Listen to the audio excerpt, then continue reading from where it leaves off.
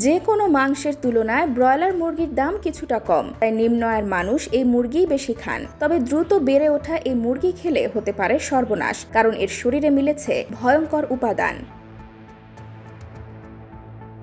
খেতে সুস্বাদু হলেও এতে ক্ষতিকর অ্যান্টিবায়োটিক এবং ভারী ধাতুর অস্তিত্ব মিলেছে। সম্প্রতি এ নিয়ে একটি গবেষণা চালানো হয়েছে। জানা যায়, ব্রয়লার মুরগির মাংস ও হাড়ে মিলেছে অতিরিক্ত মাত্রার ক্ষতিকর নিকেল, ক্রোমিয়াম, সীসা ও আর্সেনিক।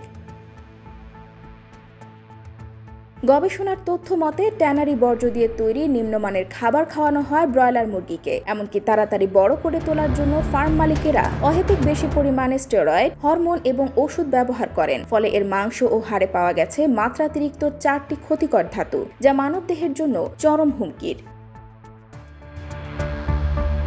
ক্রেতারা বলছেন, তারা কেউ কেউ জেনে শুনে কিনছেন ব্রয়লার মুরগি, কারণ গরু বা দেশি মুরগির দাম তাদের ধরা ছোঁয়ার বাইরে। এসব মুরগিকে কেন এসব খাবার খাওয়ানো হচ্ছে তা নিয়ে মুখ খুলতে চান না ব্যবসায়ীরা। তবে কেউ কেউ বলছেন, বাজারে যা পাওয়া যায় সেটাই খাওয়ান।